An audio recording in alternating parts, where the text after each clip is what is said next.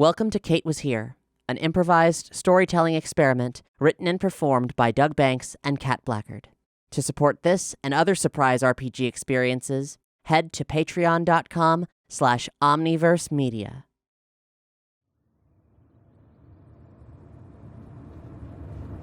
I'm going to do another mood moment on the way to this old mall, which is currently a storage unit. The sun's going down, and everyone's really quiet because the tension's kind of going. You can see one of the guys in the front seat. He's like starts loading a gun, like a pistol, not like a revolver, but like an actual like a Glock. Jimmy's like adjusting himself. He doesn't seem nervous, but he's definitely quiet and concentrated and in focus.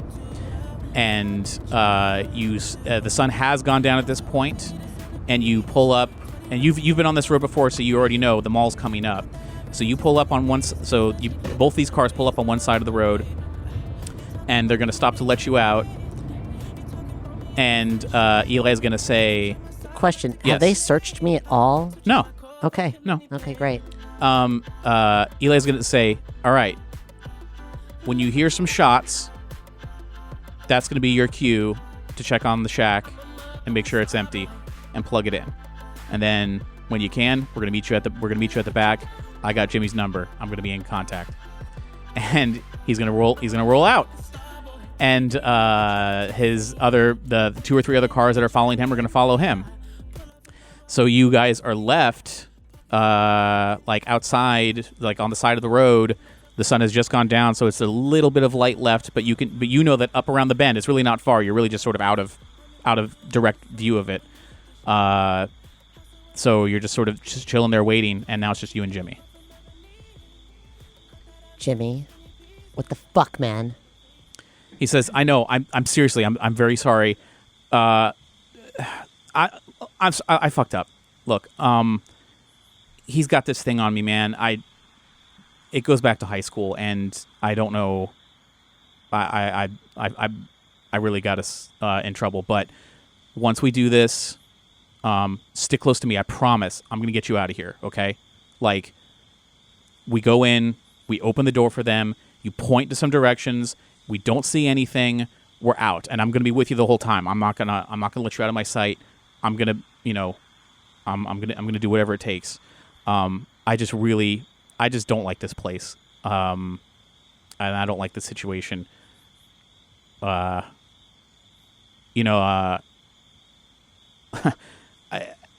It's too dangerous even for my taste. I mean, like, let me put it this way. My dad used to work here when I was a kid, back when it was like still whatever. So I don't want to die here. You know what I mean? Not a positive memory. Motherfucker, I'm 17. I don't want to die, period. Full stop. Yeah. I just don't. Also, if they didn't like take away my shit and no one's watching me, I'm fucking texting. I'm fucking like, I don't know. Like who do you want to text? I'm like, maybe, I guess Ashley. I'm like telling her like,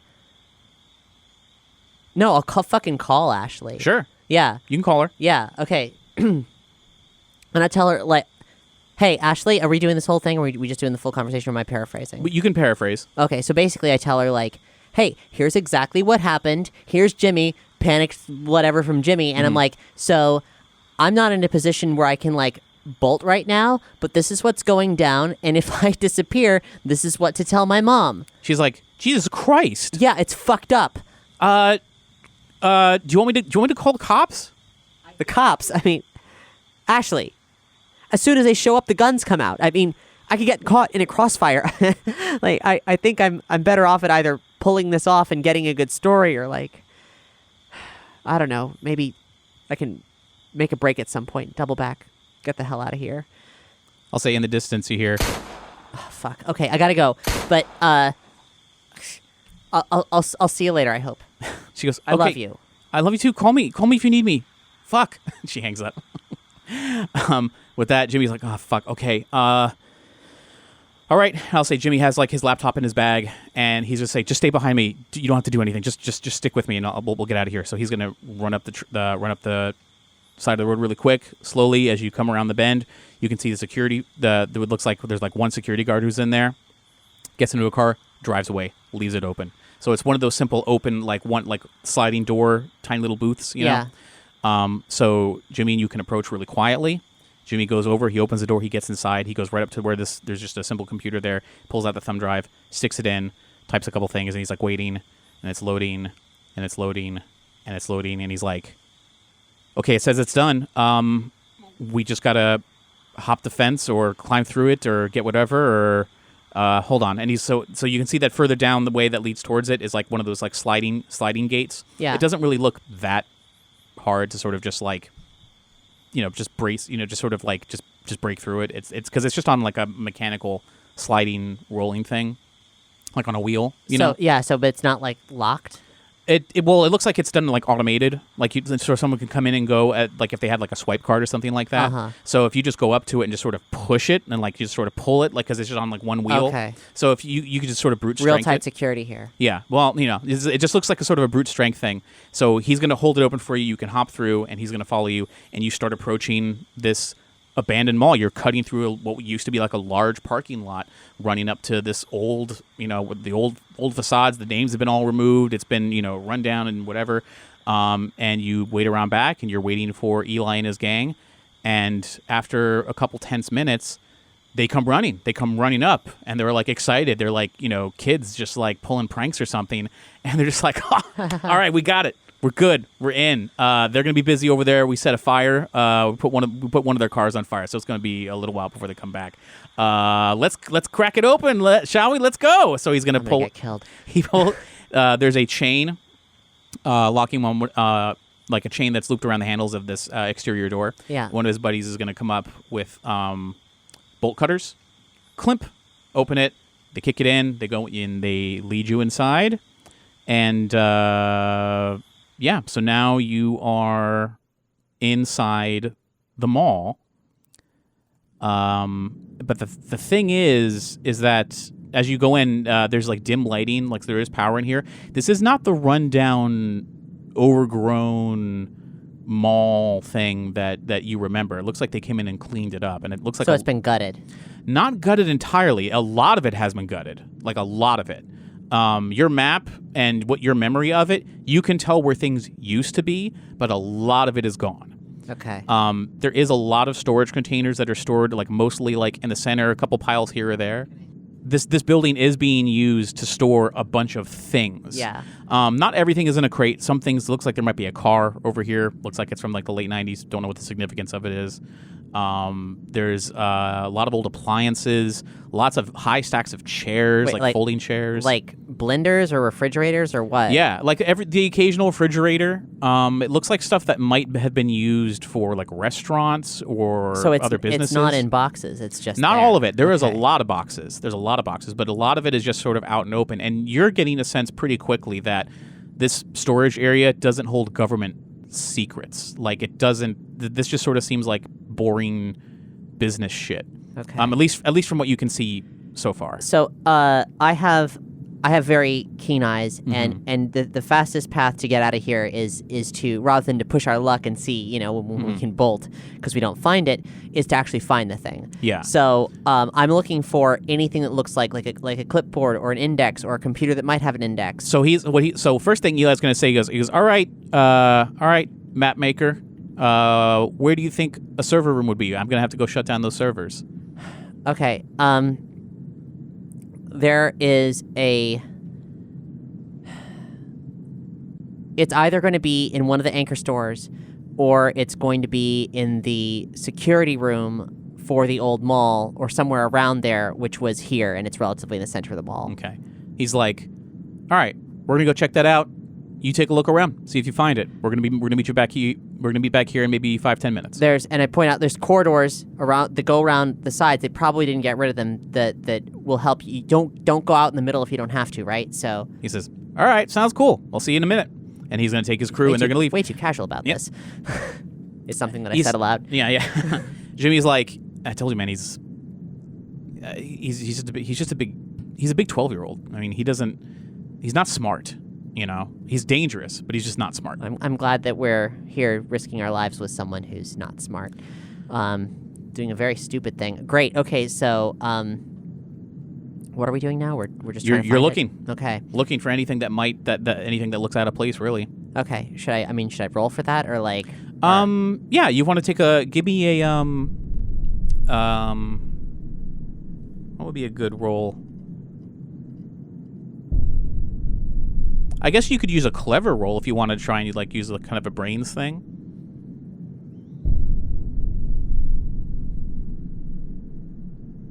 Okay, clever is average, so that's +1. No, your careful is average. Your clever is sorry. +3. +3, haha, ha ha ha. Oh, that's very good. Wow. I got You got a 3 6. positives. Yeah, 6. Cool. Look at it. It tells you what the result is. So so we'll put it this way. You guys are like left there standing there, and Jimmy's like, Jesus Christ. So we'll say, all right, this doesn't look like the photos, right? So if there was, I don't even know if something like this even exists, but if there was something that was an energy weapon, let's use our brains, right? There's an energy weapon of some kind. You don't just leave it out, right? Something dangerous like that. It's probably in a container of some kind. If there's an energy to it, it's probably charging somehow. It uses some kind of power source. Well, we got to find something that looks big. Well, provided that it's plugged in. Provided it's plugged in. We have to find something that would be big to hold a weapon that would be... And if it's from like the 80s or like the 90s or something, it's probably bigger than like what we're expecting. Well, and if it's if it's nuclear, then I'm gonna hope, for the sake of not dying of cancer, if we get out of this, that it's like in some kind of lead-lined thing. Right. So, what do you remember about certain stores? Like, was there an electronics store that may have like a lot of power outlets to it, or like a decent power supply? I mean, and you rolled, and that will say with your roll, yeah, you feel confident in a place. Easily. The places that are best connected are the anchor stores. Any individual standalone store, we can forget all restaurants. That's not necessary. Like if it was like a Radio Shack or I just don't.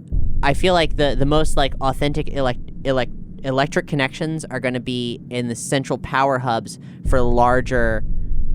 Stores that have their own fuse boxes, you know, like more than an individual store. Everything has their own switches, but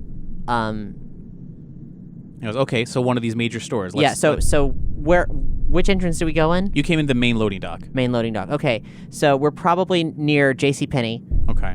We should just go there first. Okay, I'll say that because you rolled so high compared to like what a simple roll this would be.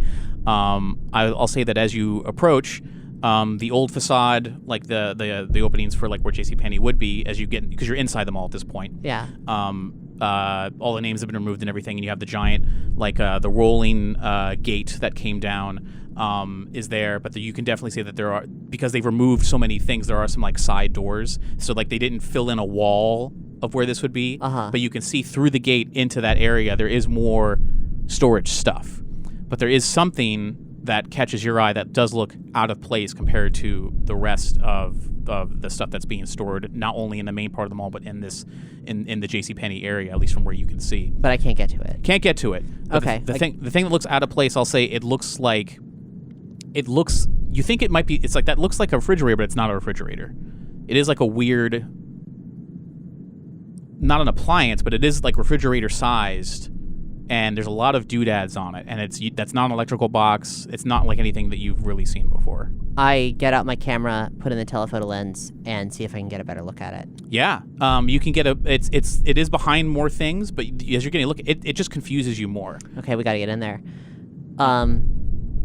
So it's a see-through grate is what you're saying? Yes. Okay, so like I jiggle it to see if it can spring up. Yeah, it's locked. All right, so there's probably a emergency exit to one of the sides of the main entrance for the store, which would go back into the service hallways. Service hallways, yes, yeah. Which will inevitably connect to service hallways inside of JCPenney. Okay.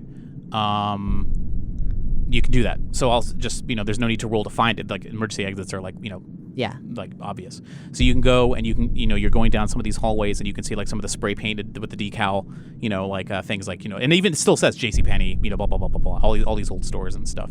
The hallway's still lined with graffiti from when the mall was abandoned, and when we walk past a certain spot, I tap it as I pass. It's still got my tag and thick black marker. Kate was here. So you think you've got it.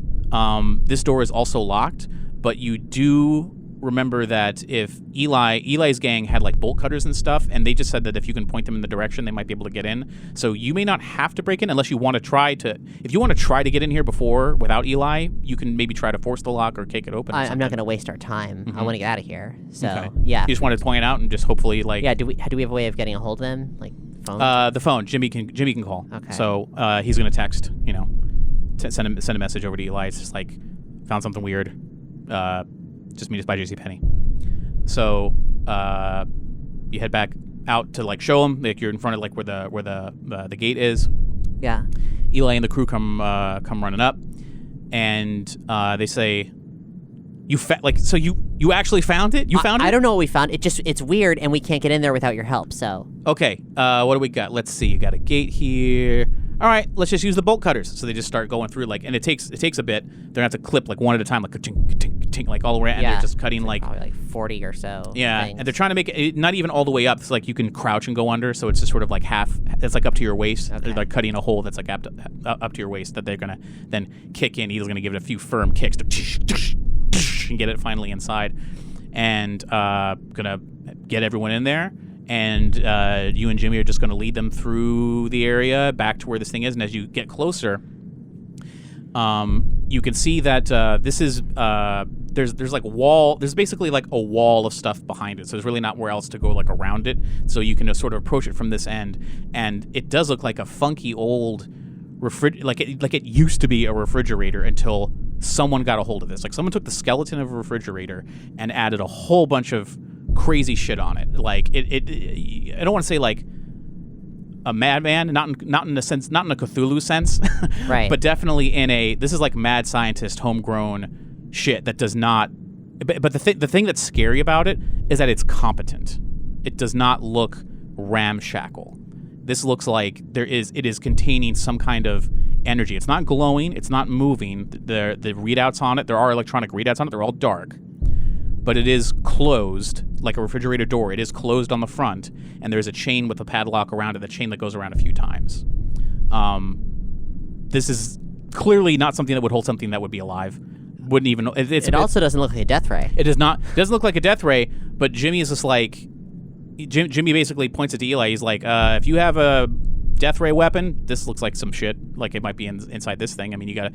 And Eli's like... What the fuck are you talking about? This looks like a box. And Jimmy's like, well, if it's a death ray, how are you going to charge it? What's it run on? Is it electricity? Is it nuclear? Is it gas powered? What the fuck, man? Like, if this is suspect, is it not? And Eli's like, all right, stand back, kiddos. And he's going to get the bolt cutters and he's going to start getting excited as he's cutting open the bolts or it's cutting open the chains on this thing. Chink, chink, chink, chink.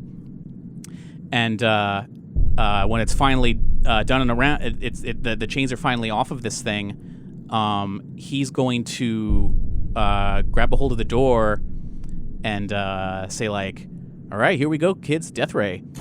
And he opens it up, but it's empty, except from the bottom, which is barely big enough to climb inside. But on the bottom, there's like stacks of old newspapers. But that's it.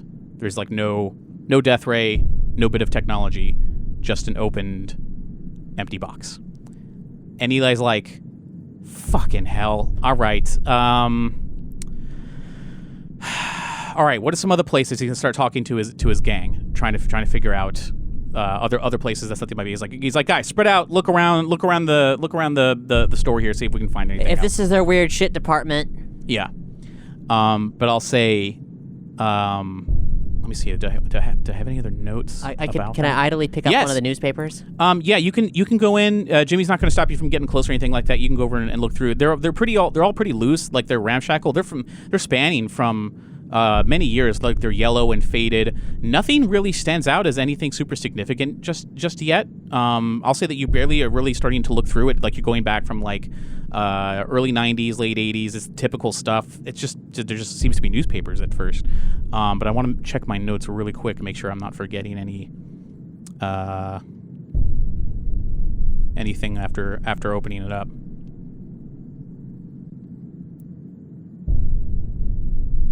Okay, I'll say that immediately because you rolled pretty high and you're clever in finding it.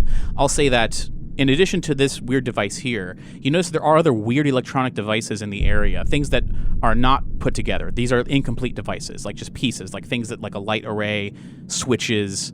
I mean, just really, really weird things. It's not grimy and gunky, but rather just sort of laid here, like almost like this machine is a machine of some kind, but there may have been another machine not identical to this that's been disassembled. So you have a complete machine here that don't know what it is, and you have another machine that, well, is just in pieces nearby.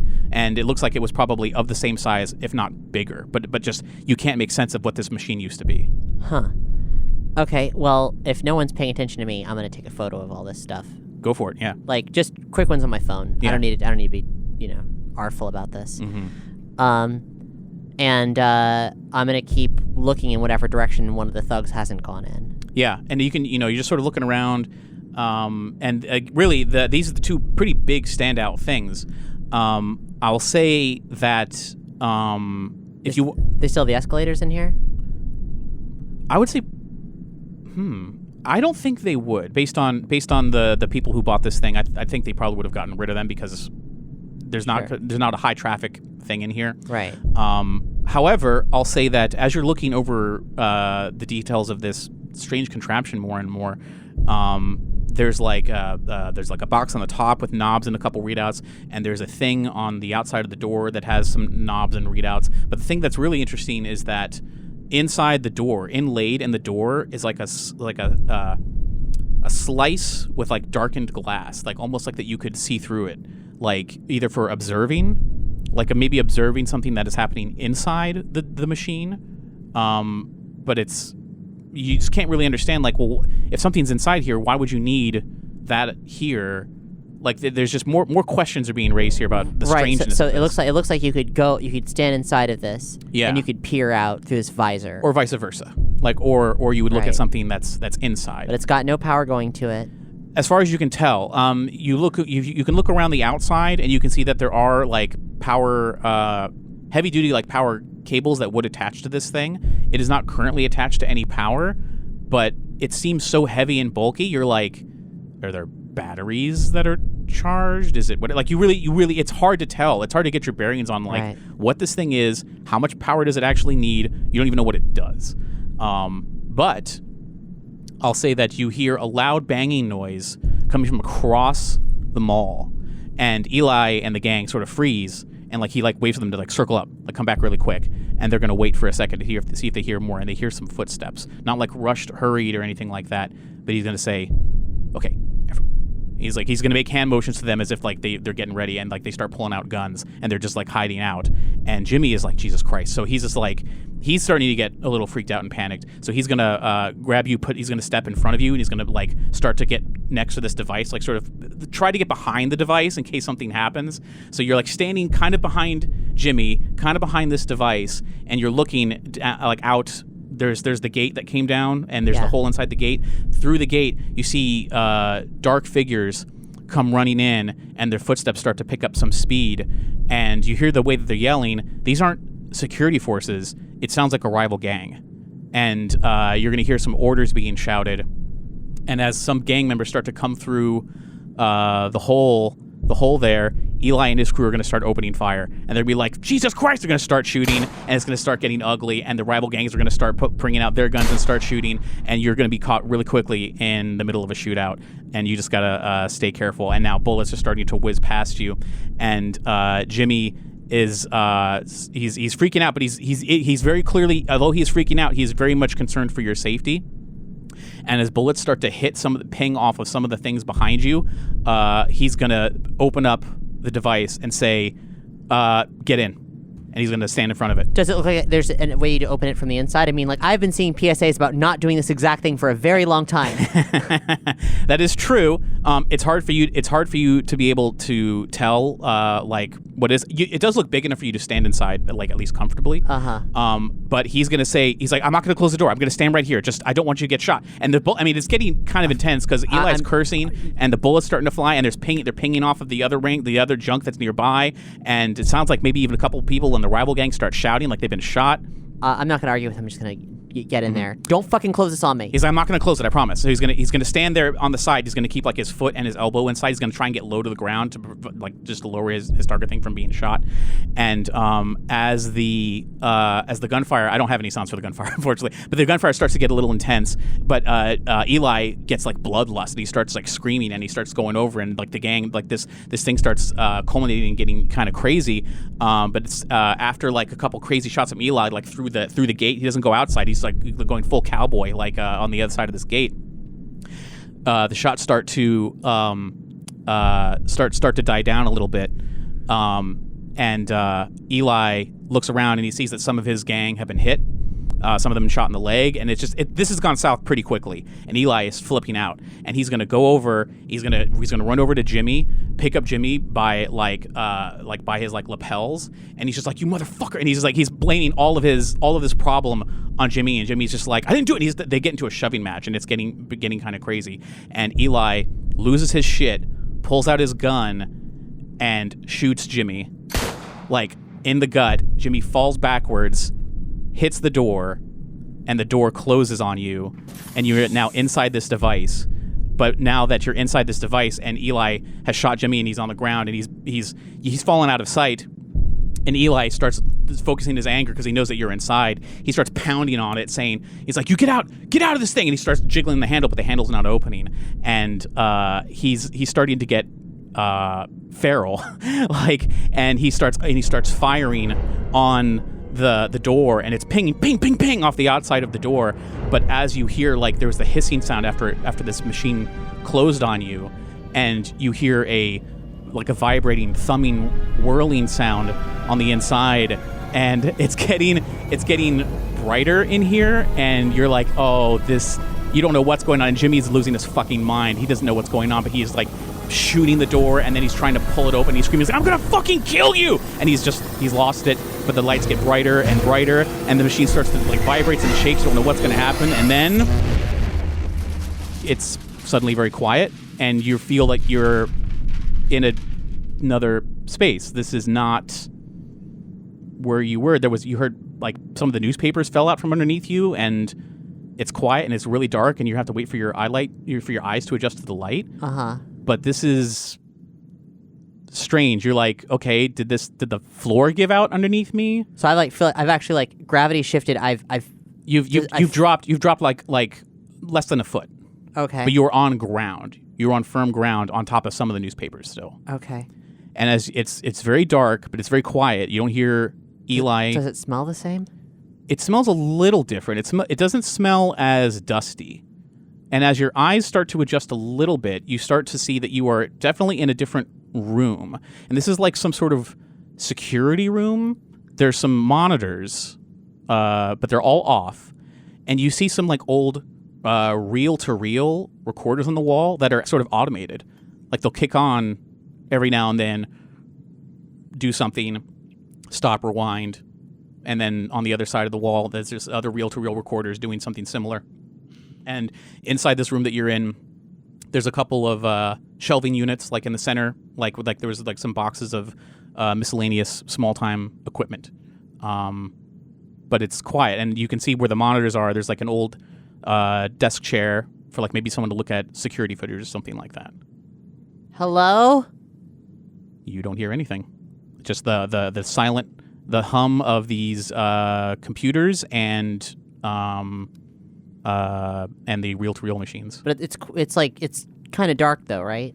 It is dark. I'll say that there's like dim lighting that you see. It looks like someone probably left on some dim lighting. Like it's not like ceiling lights like an office, but it's definitely like some dim lighting. Like maybe a desk lamp has been left on, and just sort of like an ambient. I don't want to say mood lighting, but it's definitely like a dim kind of lighting that you'd have in like some sort of computer room. Okay. I'm gonna turn the flashlight on my phone. Sure. And look for a door, a light switch. Sure. There's a door. There's the ceiling to make sure that like I didn't fall through a hole. You don't see a hole. It looks like a regular ceiling. Now you do see a door. You see one door. There is a light switch next to it. If you try the door, it's locked. But you can activate the light switch, and the lights do come on inside this room. Okay, that's good. Turn off my flashlight thing. Mm-hmm. Okay. I recognize that something very strange just happened. Yes. And I'm definitely 100% freaked out. Yeah.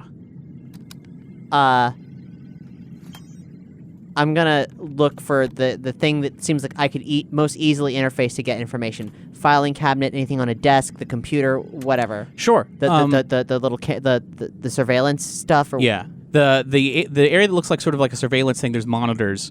You could try turning on monitors, but you're seeing like a lot of static. There's like looks like some. Like a legal pad was on the desk here. It looks like some people had been writing on it, but it looks like movement reports of people moving from, like it was times that are logged, like handwritten, mind you. These are like times logged and names of individuals, like Louis, 6 p.m. West entrance, so and so, 9 p.m. East entrance. It's like this. You're getting the sense that this room was used to observe people. And is there any? Okay, I'm gonna turn everything on. Okay. Like everything I can get my hands on. Yeah, you can try turning things on. When you turn on the more of the monitors, it looks like that they're just like waiting for an input, like they're like it's at a default channel setting, like you have to sort of cycle through. You don't get much luck at trying to figure out, because this is all like the equipment in here is really old, right? Which is even stranger. The reel-to-reel keeps going, like it's recording stuff. You're getting the sense that now it's not just an observation room, but like that this is like a spy room. Like people like wait a minute. So they're recording audio. There was security stuff here. Somebody's watching somebody with this thing here, and some of the doodads that are like in the center of the room are definitely like related to like locks and keys. And you do get the sense that you're still inside the storage facility that used to be the mall, but this doesn't feel like an up and up security office. This wouldn't feel like a security office for like for any official business. This is like spying on people sort of business. Yeah, like you see tape on some of the monitors. It's like back room 1, back room 2, card room 1, card room 2. It's feeling kind of mafia-esque in here. Card rooms, interesting. Okay, I take a picture of the legal pad. Mm-hmm. I take a picture of every like corner of the room. Is there a chair? There's a chair. Can I stand on the chair where I'm gonna take a picture of where I touched down? I want to look at the ceiling where I came from. Looks like normal ceiling. Is it like tiles? Like, it is tiles. Yeah. Am I tall enough with the chair to like push up on them? I'll say you can get on the chair, and then you can either probably climb onto the desk too. And if you're on the desk, you could stand in your fingertips. You could hit the tiles, and you can push open the tiles, and it looks like regular stuff. You don't see anything underneath that suggests a chute or anything. It was so fast. I will say that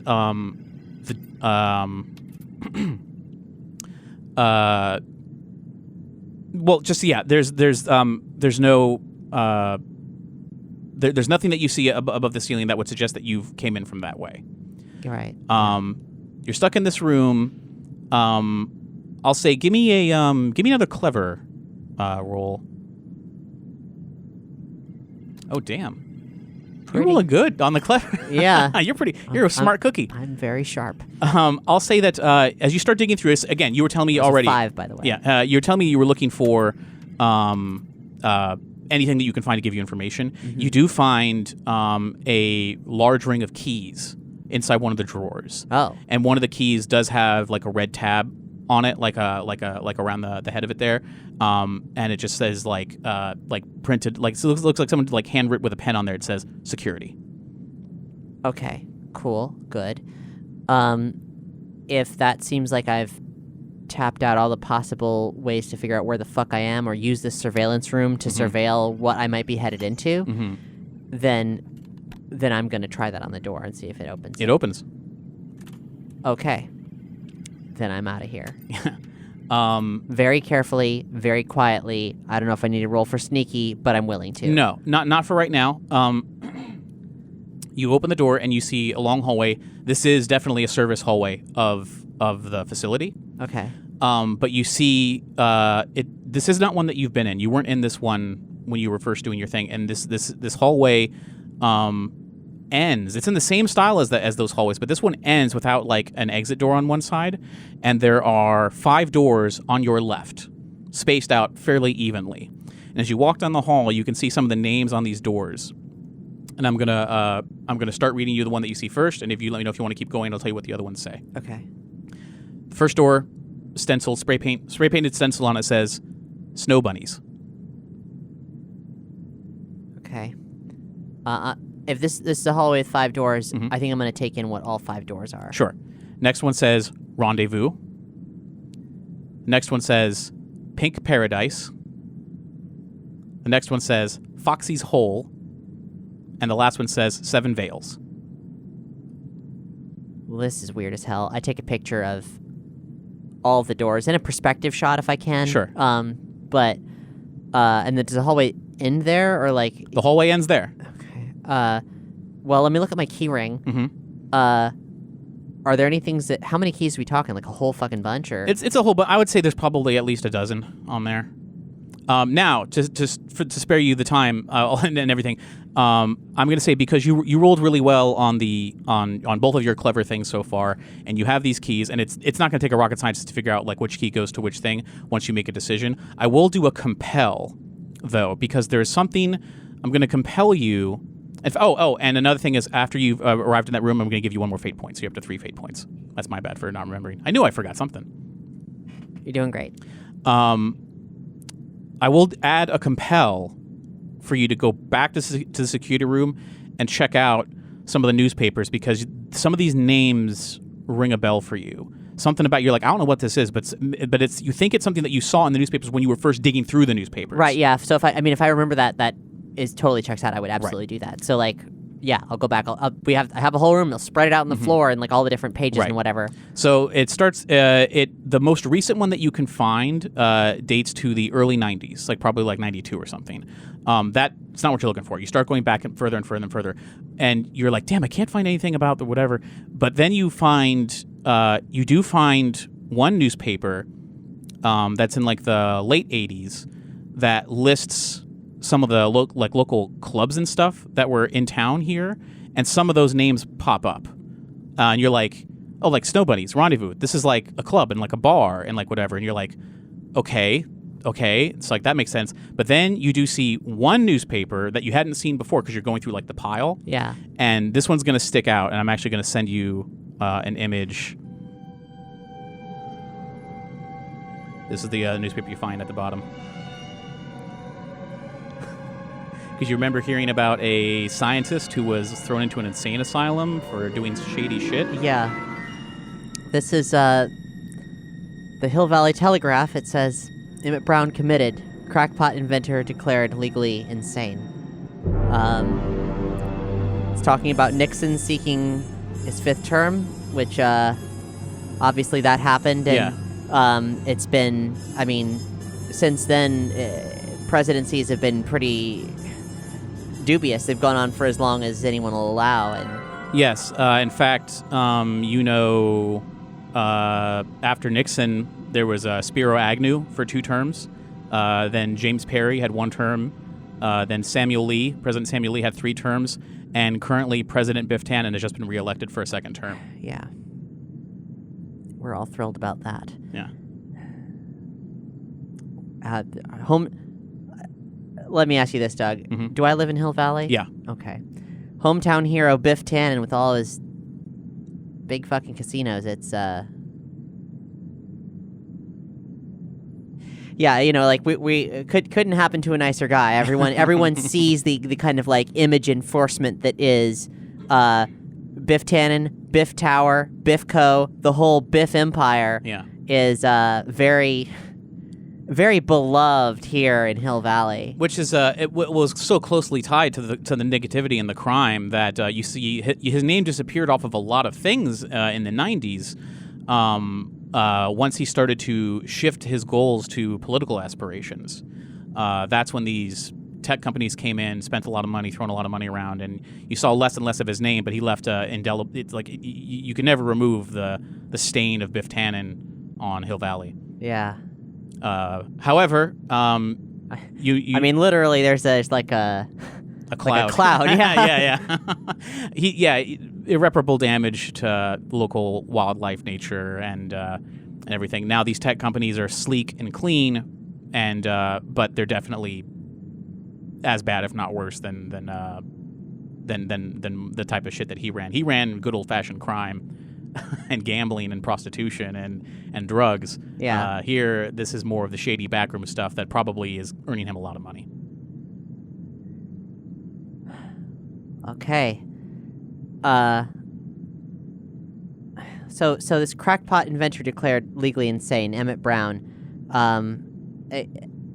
The article goes on to say that he has been transferred to Mental Ward B, from Mental Ward B of the Hill Valley Asylum to the County Asylum. And I'm kind of curious, like, this is front page news. Yeah. And I don't really know why. So I'm going to go ahead and read the article. Mm-hmm. And see. From your journalistic standpoint, they're really going out of their way to say that this dude is crazy and no one should believe him and no one should talk to this guy. Because he was talking about negative things about those in charge and abusing power, and there was even suggestions that he was planning a terrorist-like attack on the town using some kind of evil weapons that he built, because this crackpot inventor was formerly part of the Manhattan Project, so who knows what he could accomplish. All right. Well, was it the Pink Room? There's Snow Bunny's Rendezvous, the Pink Paradise, Foxy's Hole, and Seven Veils. Let's do Pink Paradise. Okay. So you find the keys. You're about to make your way out, and as you unlock the door to the one that has the stencil of Pink Paradise on it, you find yourself in a back room. Looks like there's like some liquor shelves, and you're hearing the sounds of like a possible bar or club of some kind, and no one has seen you yet because you've come in from like a back area to a back area. And do I feel that it spatially makes sense that all these doors, as they're spaced out, could somehow... They are spaced out by a bit. Like they do make sense spatially for a mall. So I don't feel like I'm walking through another mystery door. No. This all feels legit. Okay. Like the spaces between Rendezvous and Pink Paradise are large enough to be a store or a bar or something like that. Okay. That's great. I close that door. I walk back out, and I go and I tear out any articles that seem important. The Emmett Brown one seems maybe important or something. Yeah. You find others that seem important. Yeah, I'll say you can collect as many as you want. Put them in your bag. Great. Okay. Anything that has any kind of relevance to what's going on here, because I'm clearly I shouldn't be here. I got my weed. I've got my escape. Yep. I was never here. Yep. Great. Super duper. I'm gone. Mm-hmm. But also I recognize that something very fucking weird happened to me, and I might not be able to come back here ever. So let's just play that by ear. Pink Room. Super duper. Yeah. So I get out of there, and as soon as I'm in there, like, I'm gonna get my bearings, because I'm looking for a way to very quietly walk out the back door of this place. Sure. It appears that you came in through a back door in this place, and as you leave from like where there's like storing like liquor and stuff, you see like just like curtains that separate you from like what might be behind the bar. And as you step out from behind the bar, you see that this is a crowded it's not even a bar. It actually looks like a strip club, and a DJ is going to start to announce someone who's coming to the stage, and music's going to start playing, and this crowd starts to get a little rowdy because this is indeed like just some dingy, shitty strip club that's in something that's the size of like a shopping mall, like something that's the size of a store inside of a shopping mall. And you are very out of place here. Yeah, no kidding. You see some of the patrons who are getting rowdy and cheering on, some of the dancing on stage. Some of them they all dressed like, it looks like it's 80s night because everyone's dressed in like this Miami Vice chic, and they're all doing blow like off of the counter, and there's open use of drugs that you've only seen on TV. Yeah. Holy shit. Okay. There is a clear exit like out the front of this establishment. Great. I'm a little worried about like dealing with the bouncer, but if I'm leaving, then that's probably fine. So cool. I am there since they're all distracted by what's happening on the stage. Yeah. I'm out of here. Good. Yeah, you can book it out. As you step outside of this bar or club or whatever, you find yourself in the middle of this mall that is just like it's like a large open, like a casino basically. Like you see all the different things like snow bunnies, strip club, rendezvous, bar, strip club, bar, strip club, bar, casino, strip club, bar, casino, over and over. Everything that was inside this building that used to be these things like JCPenney and stuff, it's all dirty and it's all very decadent and it's full of yuppie 80s yuppie bullshit. Like there's like some, you would think that this is like some sort of huge event happening of like basically like a huge costume party because everything is so fucking old looking and weird. But you're saying that this is where the mall was? Yeah, and as you are inside, you recognize this is the mall. Like as you left the Pink Paradise, oh no, you were like inside the mall, and this is the mall, but clean. But I mean, clean with no overgrowth and vegetation, but dirty, but with all the people and the activity and everything that clearly what these establishments are. So it's crowded. People are around. Oh yeah, you're in the middle of a mall, and everyone. This is a cocaine, prostitution, gambling mall. What's wow, okay, that's fucked up. Do I see any like storefronts for like, mall stores? Nope. Everything that would normally be in a mall is just a perversion of it. To be clear though, like, would I have any reason to like for this sordid scene to be familiar with me, having grown up in Hill Valley and knowing how bad things were at one point? You knew things were bad. You didn't think it was literally a mall filled with prostitution, gambling, and drugs. Yeah. Okay, super duper. So I'm gonna sit down real quick. Yeah. Anywhere like. There's a couple benches, yeah. Great. Okay, because I recognize what this looks like. Like this is something's happened to me here. And I'm just gonna say it seems like I traveled back in time. Like, it does seem that way. Like it's overwhelming. Like I don't need to see a newspaper, but I'm definitely gonna be looking for one though. Everything you're seeing around you, every person, the hair stands out to you. As my mom used to wear hair like that when I was a baby, and like even the dudes, everything, every person in here is flawless. And it's either the greatest prank that's ever been pulled, or it's the most elaborate costume night, or the realization that this could be real is almost too... It's too crazy to feel like it could be real. I put my hoodie up and,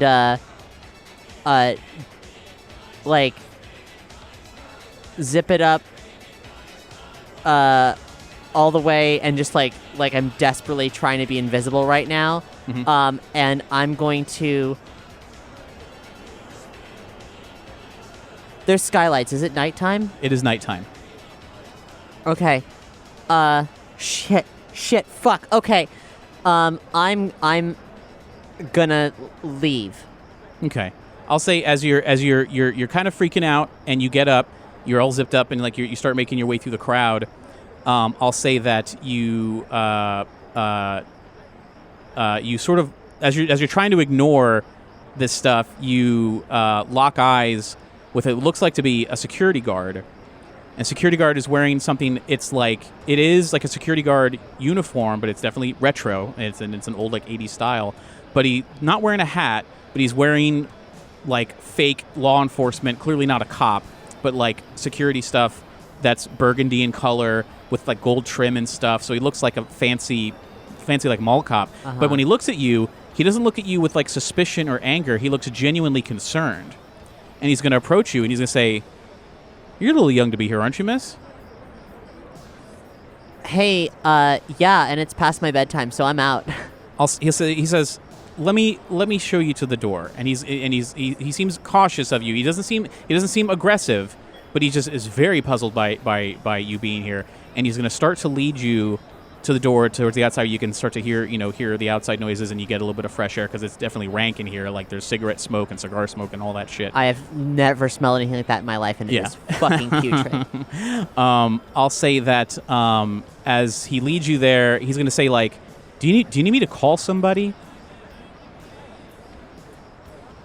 No, thank you very much. He's going to say, "Okay, well, if you need me to call your folks, or if you need someone to come pick you up, I was about to leave. I'm clocking out. But if you want to talk to anyone else, that's fine." And as he's talking, you're like looking over him. As you're looking over him, you see his name badge on his thing says Alden, which is the same last name that Jimmy had. Hey, you've been really nice. What's your name? Steve. Steve. It's Alden. That's his. As my tag suggests. Yeah. Wait. So like, do you know Jimmy? Do I know Jimmy? How do you know Jimmy? We go to school together. Okay. I think you must know another Jimmy because my Jimmy's 2 months old, so you don't go to school with him. You must be confused. Oh, I guess there's another. That's so weird. There's another Alden in this town. I didn't know that. Hey, maybe it's Alden's the new Johnson, right? Maybe. Are you sure you're okay? You look kind of pale.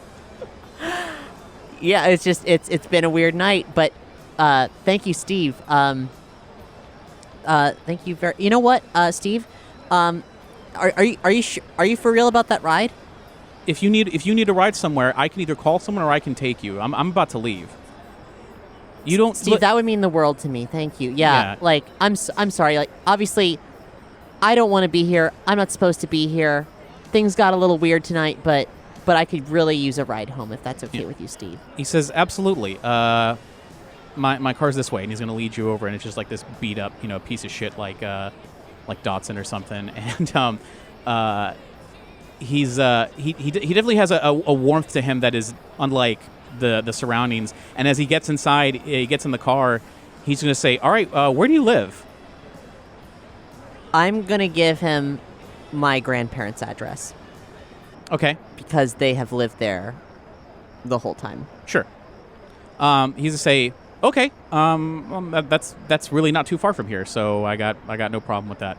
And he's going to start driving you, and is just like, as you're looking out the window of this vehicle, you're seeing the town that you knew, but yet it's bad. It's just a bad neighborhood, and it's bad everything. It's not like a war zone quite like downtown, but it certainly is like you wouldn't feel comfortable walking home. Now you understand why he was so willing to drive you, because if you had to walk this way, you would not feel safe. He's just like, "Listen, you don't have to tell me if you don't want to, but what the hell were you doing in a place like that?" Well, I was just trying to score some weed, man. You picked the wrong place. Weed is you don't go downtown. You don't go to the mall. You don't go to anywhere for weed. For weed, you're better off looking either outside of town or just on the outskirts. Don't you have any friends who probably can get weed? It was my turn. Doesn't sound like very good friends. What was that? That was a Facebook notification on this laptop. Okay. He says, "Wait, my phone rings." I was like, "No, not the case." However, so yeah, he says, "Okay, yeah. So if you don't want to give me details, that's fine. Just I really recommend that you steer clear. It's not a good place. I'm hoping to leave soon if I can help it." I'll leave town. Well, I'm hoping to leave that job, and there's not a lot of good job opportunities in this town. And what do you like? 16, 17? 17, yeah. Where do you go to school? Are you homeschool? Yeah. My parents are like big into like hippie homeschool stuff, you know. How the hell? And he just says like, how the hell did they end up here? He's mostly to himself. Like he's not even like badgering you about it. But he's just it's you sound so sheltered based on some of the people that he's seen. And he's just like, yeah, you don't sound like any of the other kids that I see that try to break into a place like this. I didn't break in. I just walked right in. I guess the other security guards didn't notice. They were not doing their job, and frankly, I'm not surprised. Well, yeah, we kick out people who shouldn't be in there. We kick out underage people all the time, but you definitely looked out of place. Well, hey, thank you for being so cool, Steve. I really appreciate it. Just promise you don't go back. It's like I don't want to have to call the real cops to come over on you. Yes, yeah, no problem. I was out of my element. He says, "All right, fair enough." And yeah, he'll pull up to the street where your grandparents are, and he can let you out if you're ready. Yeah. Sounds good. Cool. So, I know it's gonna look suspicious if I just stand there, so I'm gonna start to walk to like the back gate of the house, like I know what I'm doing. He seems to be like, he's like, all right, so he'll. Thanks, Steve. Have a great night. I really appreciate it. All right, so he'll leave. Okay, so now I'm in a neighborhood, and fully recognizing the kind of trouble that I'm in. Yeah.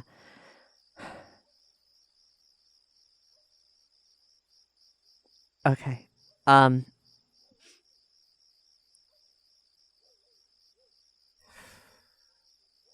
I'm trying to do the math real quick in my head. So, my mom is. Did you determine an age for her? Because I didn't. Like, I can just make one up right now. I don't know the age for her off the top of my head. I'd assumed that she was in her 50s. So, if my math is correct, and this is like the mid 80s, you don't know where you are exactly, but you would imagine that if she's not in high school, or if she's not of high school age, she's probably in young college age. Okay.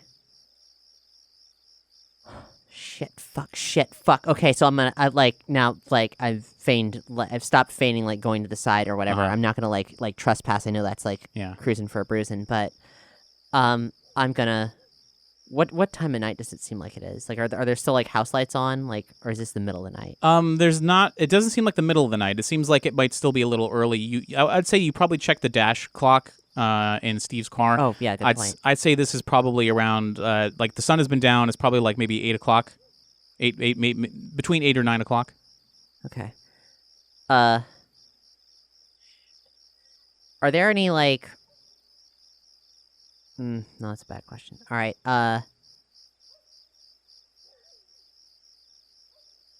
Do I know that there's a convenience store nearby or anything like that?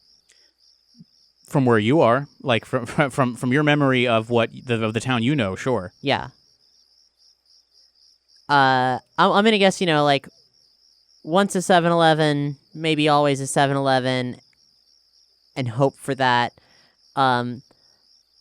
Because the fact that I don't know what year it is yet is a bit disconcerting. Do you want to look around maybe for newspapers or anything in the area? Any telltale signs? If I see a newspaper, yeah, I'll totally grab it. But I don't know that.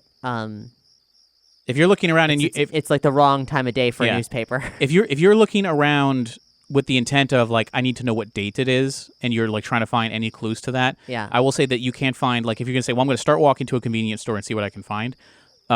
Maybe a couple houses down, there will be like a newspaper that someone had not picked up during the day. Okay, great, cool. Okay, I'm totally doing that. Like the soft plan was, get to where I think there's a convenience store. Yeah. But if I find that on the way, then I've got what I need. Okay. You open it up, and the date on it is Saturday, April 5th, 1986. Okay. Saturday.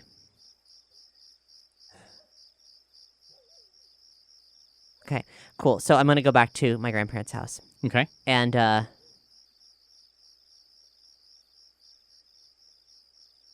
going to brute force this situation. Okay, knocking on the door. Okay. Or ringing the bell or whatever. Yeah, I'll say you can ring the bell, and from inside you hear a gruff voice of what you assume is Grampy. Say Grandpa. I can't remember the official name. He says, "Who is it?" It's an emergency. You got to be more specific than that. Look, what's my mom's maiden name?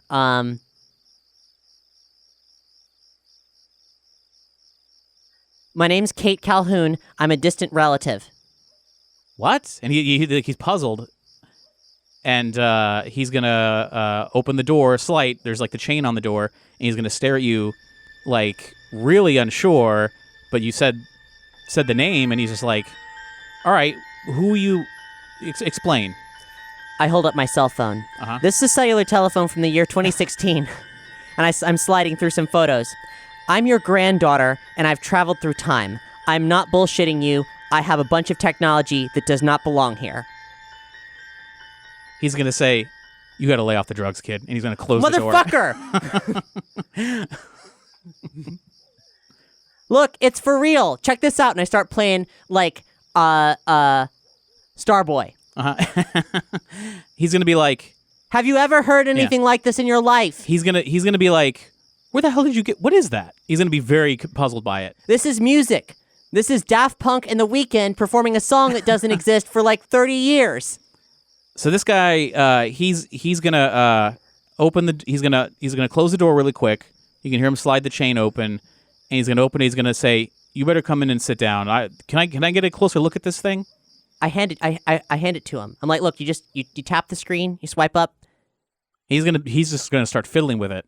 Yeah. And he's gonna start calling out. He's gonna say, what would be the grandmother's name? Would be Marie. He's like, Marie, can you come in here for a minute? And she's gonna come in and just be like, yes. Oh, hello. Hi, Grammy. Marie. I'm sorry. Shit. Fuck. And so your grandfather, he's gonna say, let's sit down for a second, and he's gonna be like just hypnotized by the fact that he doesn't even know how to navigate through things, but he's just like touching it and seeing that things just move as he's touching it. He just can't seem to stop swiping. Like, yeah. I also take out my camera, which is just a second. DSLR. My camera is a DSLR. It is it's a Nikon N50, and it doesn't take video, but it does take digital images, sure. And that's very obvious. It has a screen on the back. I'm like, okay, this looks like a normal Nikon, right? But then I snap a photo of them, and I turn around and I show them the bright, full-color digital LCD, image. Yeah. And he's gonna be like, the grandfather's amazed, and Marie, she's like, oh my gosh, like this is incredible, and the grandfather is just like, he's like, can I? And he's gonna hold it, and she says, how much do you sell these for?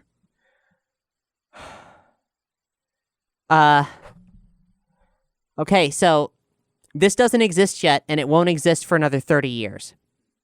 They're very confused by what you're saying, because the When have you ever seen anything like this? This is a cell phone, I believe, is like a giant suitcase that you carry around with you, right? Like a cellular telephone? Like a cellular phone or a car phone. Yeah, they're usually like this big, and I'll show you. This is a cell phone. It doesn't have service right now because the satellites for it don't exist yet, but they will in 30 years. And your grandfather says, all right, calm down. Look, we're not interested in buying any of these. We're not interested in making an investment in your future company, whatever it is that you're building. These are really nice prototypes. I gotta admit, this is fascinating, and I'm very interested in this, and I think your daughter's names are Gail and Karen. trying to remember other random stuff. You, I think, moved to Hill Valley like in the 70s. You used to Grandpa, you used to live in Los Angeles, and Grandma, you're from someplace in Oregon. You met in college, and I'm your granddaughter. My name is Kate. They're now in stunned silence. Now that they're finally realizing, like, now that they're hearing you of like what you're suggesting, they're kind of just in stunned silence, staring at you. I'm Gail's daughter. And Marie is confused. Just Gail. She's like, Gail's. She's going to be going to school soon. She doesn't, and she's having a very. I mean, like, she heard you, but she's having a very hard time trying to understand, like, wrap her mind around it. But at the same time, with the evidence that you presented, she has no clear like answer. I don't know what happened to me, and I'm very, very scared. But earlier tonight, I was in the year 2016. And now I'm not, and I don't know why. So your grandfather, he's going to be like, Miss, this sounds crazy, but I can't deny with what I'm holding here. I've never seen anything like this. Look at my cheekbones. Look at them. He says,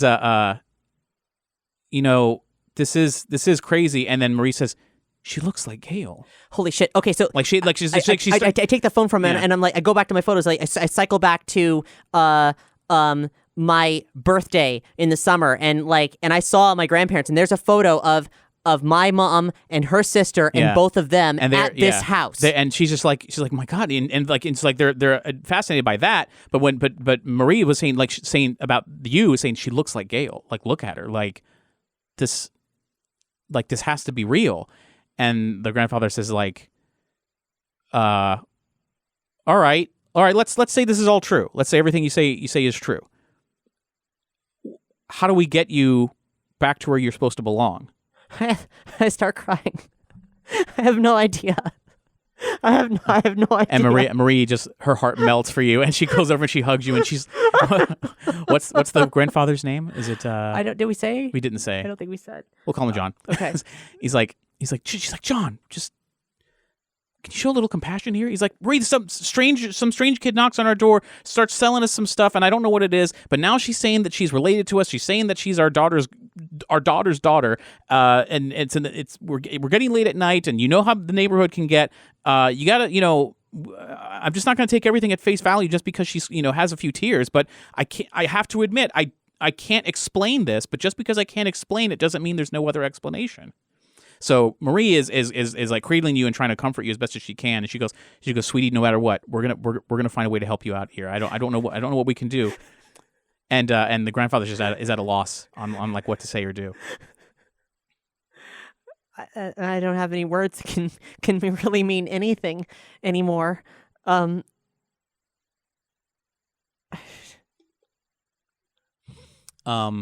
say, let me see. Let me look at this stuff. So he's going to start going over the camera, and he's going to start looking through the phone and everything.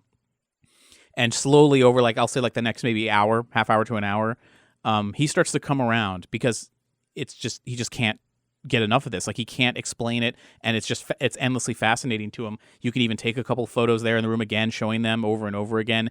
And I mean, pretty soon they have no choice but to believe. And they're like, listen. The grandfather's like, listen, I've read some sci-fi stories in my time, and this sounds really crazy. But I can't ignore this. But how did you get here? Like, what do you remember? You're in the future, and now suddenly you're here. How did this happen? Something must have happened. This is gonna sound insane. I mean, this is gonna actually sound worse, more insane than everything else that I've told you. And I've also powered off my phone because I won't be able to charge that sucker anymore.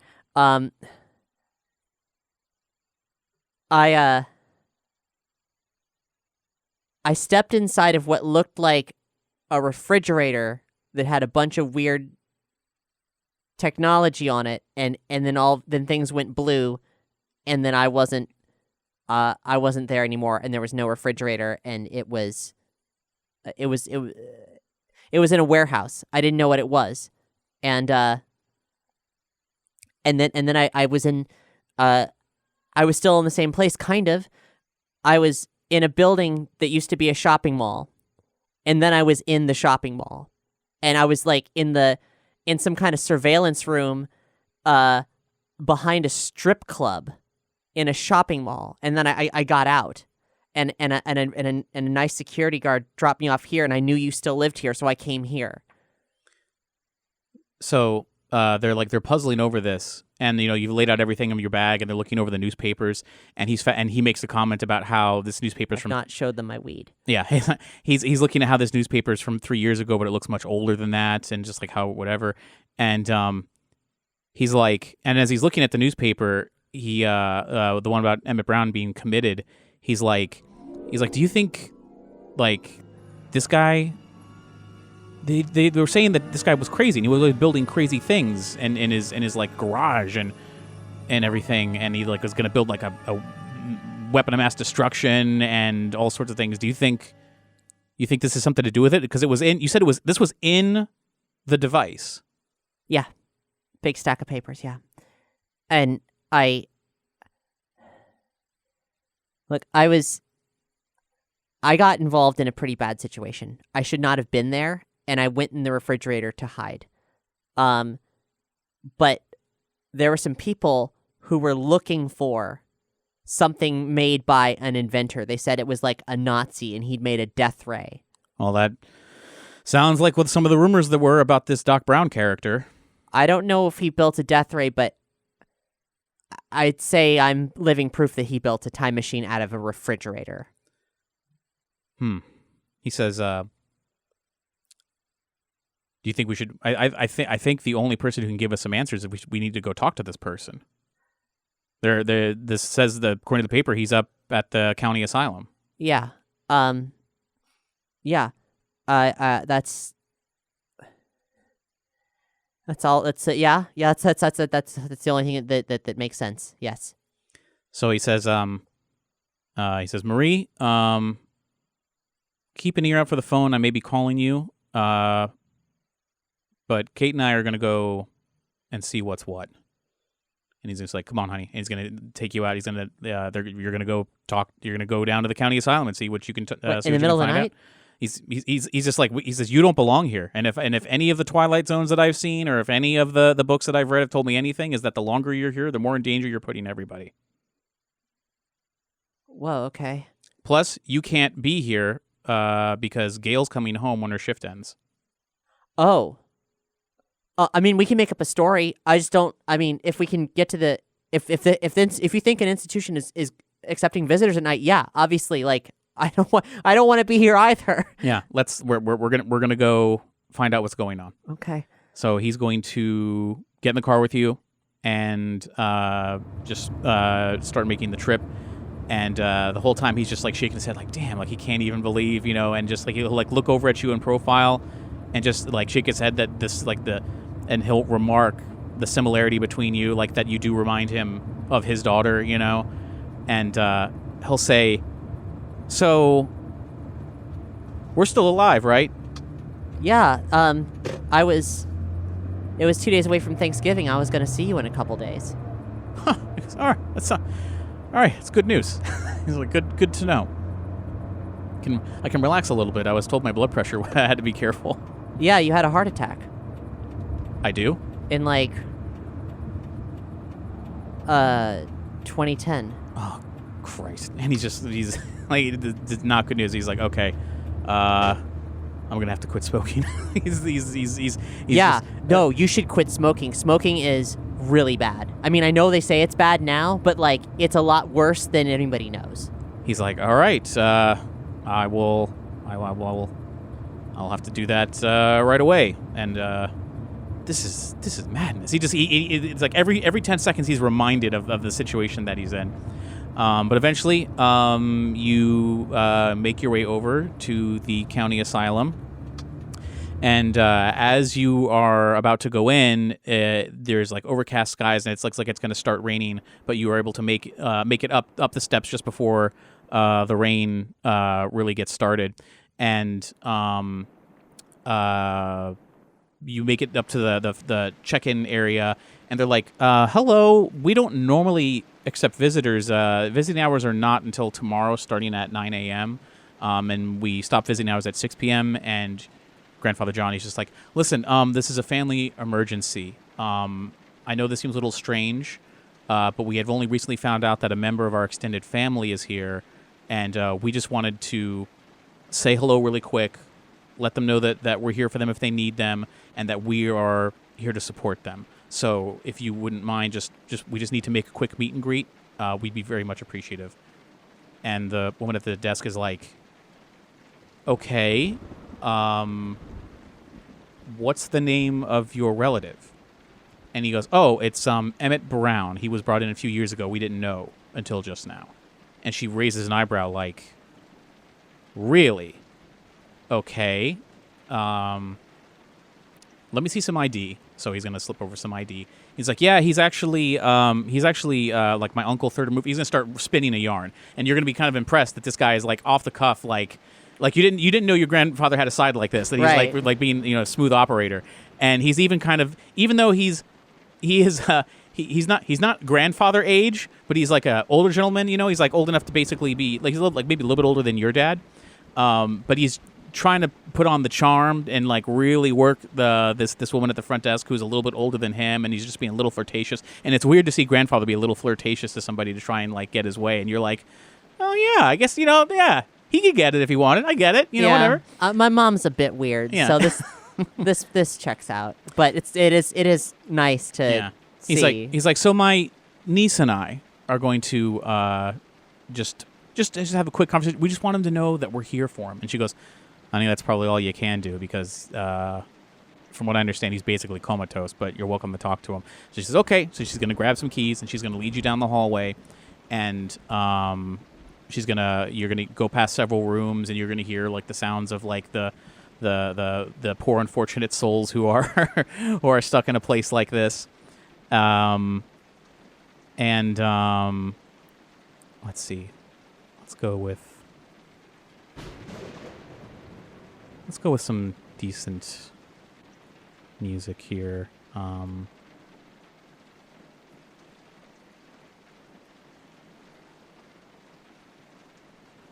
So she'll lead you to one of the doors that leads to like a larger community area.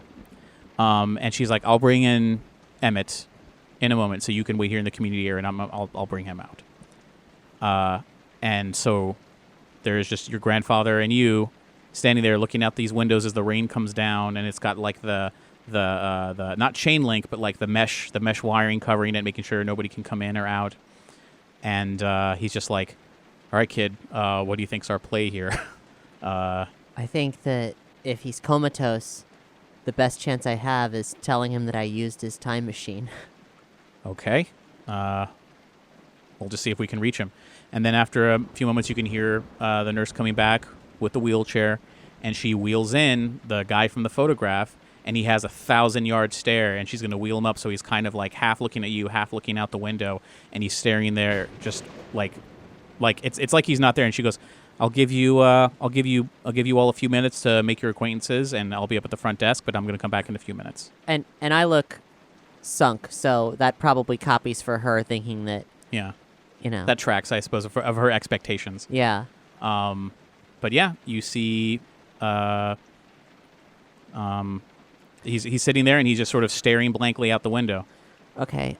I turn on my iPhone. And it's starting up. Emmett Brown, my name's Kate Ritchie, and I used your time machine tonight. I'm from the year 2016. This is my grandfather.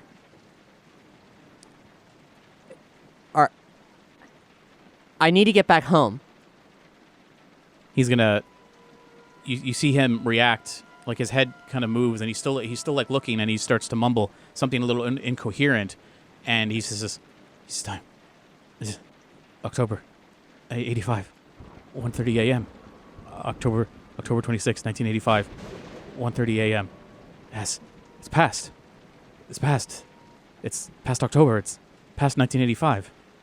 It didn't happen. and he's sort of mumbling, and he's like, then, but because you said time machine, he's like, time machine. It's the time machine. Yeah, the time machine. The refrigerator, I got in it, and now I'm here. And he's gonna slowly move from the window, like his eyes. He's gonna turn his head. He's gonna look at you, and you're gonna see his eyes, like the pupils are gonna change, and you see like some life come into his eyes. He's gonna say, it's like he's normal, like it's like he's from a dream. He's like snapped out of it, and he says, "I'm sorry, I didn't hear you for a moment. You said you stepped into the time chamber." Yes, I got in the refrigerator. Look, I hold up the iPhone. This is a telephone. I'm from 2016. He grabs it, holds it, and he goes, "Great Scott!"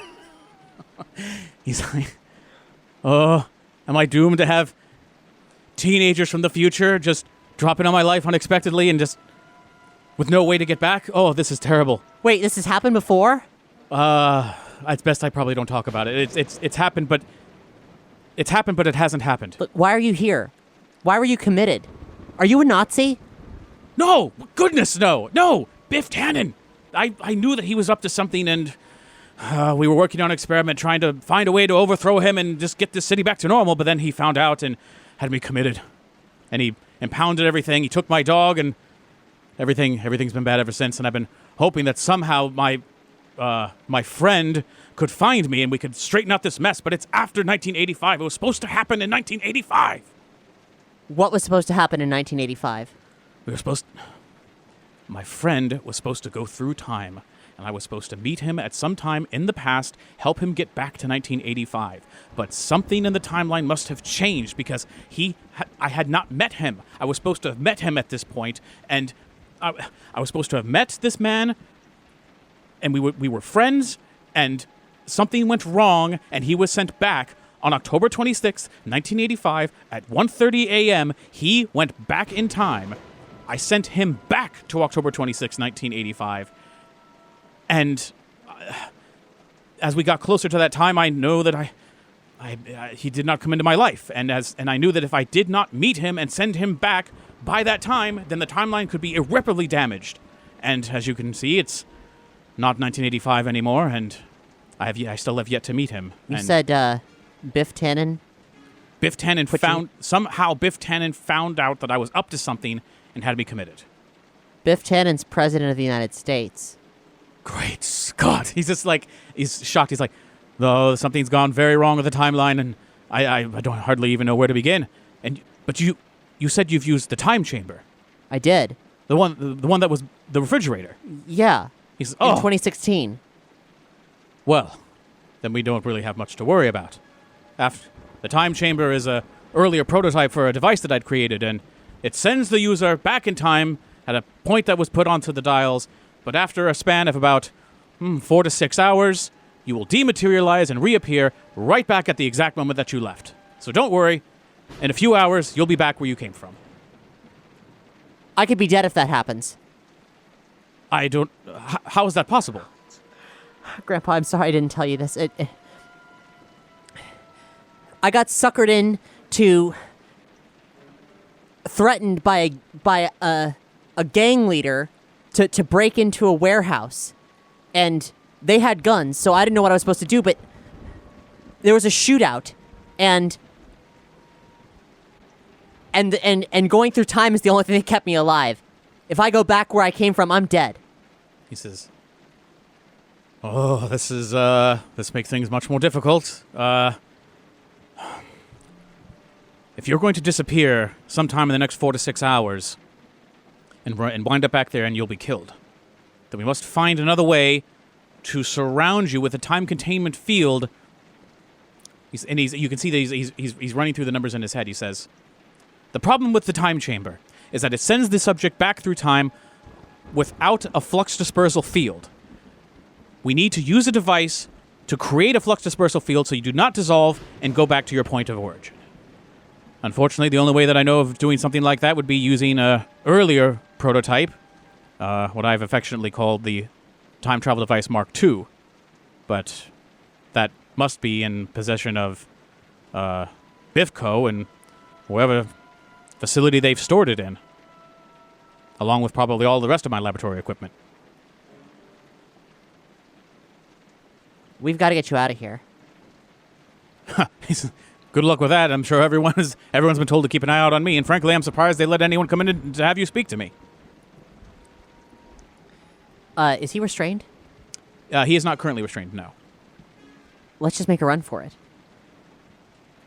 He says, you sure that's a good idea? I really don't have any clothes. I don't have anything, and if word gets out, Biff Tannen's going to put a price on our heads. What, you want to stay here? Of course not. I look to my grandfather. He's the adult. He's like, I don't, he says, okay, it's unlikely we can walk out the front door and make a break for it, because if Biff Tannen is looking for you, then he's going to come looking for me, and if he comes looking for all of us, then we're all in big trouble, because he looks at you and he says, sweetie, I don't know if you know this, but just because he's present in the future, he owns this town, okay? He has people everywhere that do whatever dirty work needs to get done. Sometimes people disappear, and I think this was probably his attempt to keep Emmett here around in case he needs him. Otherwise, he would have just, and he makes like a finger gun motion. He says, I think we can try and do this, but I can come. I can try and stay here with him, or you can stay here with him. I don't know how. He says, I don't know. This is a risky situation, but we don't have a lot of time, is what it sounds like. So Doc Brown says, listen, all you have to do is find out where they stored the Mark II device. It looks like it's almost like an outdoor outhouse. It has a sliding door. All you have to do is step inside, and from the outside, you can set the time to wherever you need. He goes, wait a minute. I know what we can do. If we can get you to the Mark II, we can send you back in time to the night before I was captured and committed, and you can then I can make a better device to send you forward in time. The Mark II can only go backwards. It won't do you any good. But so I go back in time to warn you that you're going to be committed. Yes. Okay. Does that mean that I don't bounce back to 2016? Yes, because you will have the flux dispersal field around you. Because the Mark II will have that around you, you'll arrive back in the past in 1983, just before I was supposed to be committed, and working with me in that timeline, you can create a new timeline where I will not be committed, and we can make a device that can get you home. I guess I'm damned if I do and damned if I don't. So, where is the Mark II?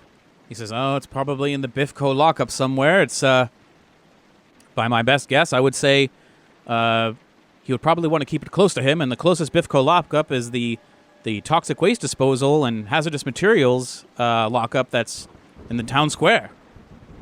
I'm still going to get cancer.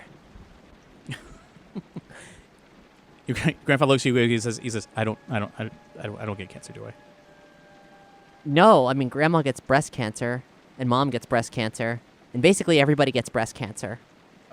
And he's like shocked, but he's like, okay, we'll. But everybody lives with.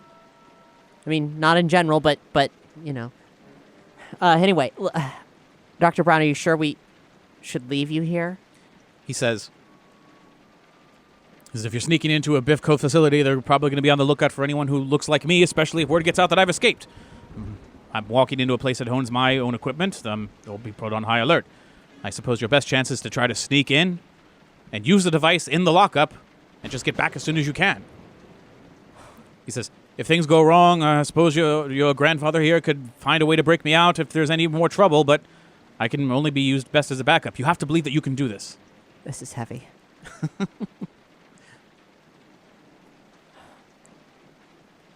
Okay. Well, then I'll see you. I'll see you soon. He says, I hope so. Wait, where will you be? If the Mark II will send you back, you'll appear in the Mark II. The Mark II will be in my laboratory, in my garage. Oh. Well, okay. Great. Hey, let me take your picture. How are you going? Do you have a camera? I take out my phone and I snap a picture of him, and it. Okay. And Yeah. I got this newspaper, but just in case. Yeah. He's like, you took my photo? And he's with the flash, I'm just, do you put the flash on or flash off? Flash off. Yeah, flash off. The flash is off. The flash ruins every photo. Yeah, I mean, you hear the little digital of like that, and he's just like, oh, you have my photo now. I show it to him. He just like shakes his head like in amazement. He's just like, incredible. Yeah, it's great. He says, all right, but try not to show that to anyone, because if that device gets into the wrong hands in this timeline, who knows what could happen. Yeah, absolutely. Okay, super duper. Was he quoted as being Dr. Brown in the article? Obviously, just this. He was quoted as being a doctor. Yeah. Okay. Well. Okay. Thank you, Dr. Brown. And I squeeze his hand, and we turn to go. And he squeezes you, and he looks very sincere in your eyes. He's like, you can do this. Just if need be, send your grandfather back, and we can make a run for it. And I'll do everything I can to get you home. Thank you. Okay. And with that, you can go. And as the woman at the front counter watches you leave, she goes, "All right, well, I hope you got something out of it, because I'm sure he didn't." And she's gonna go back in. And as she walks back in, you can see that he kind of sort of has adjusted back to his, what you are now presuming may have been an act of some kind, to sort of stay in this so-called vegetative state, so people could underestimate him. Right. And she'll wheel him away. And your grandfather and you will get back into your car, or into your grandfather's car, and he's just like, I guess we're going to have to head downtown. I don't know what could happen to you, and I don't want anything to happen to you. Are you sure you want to do that? No. He says, but if my granddaughter needs me, what am I supposed to do? That makes me really want to cry.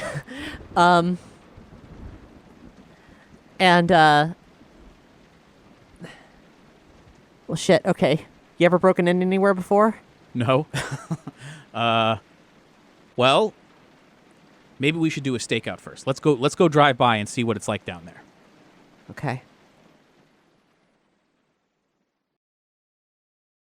Thanks for listening to Kate Was Here. To support this and other surprise RPG experiences, head to patreon.com/omniverse media.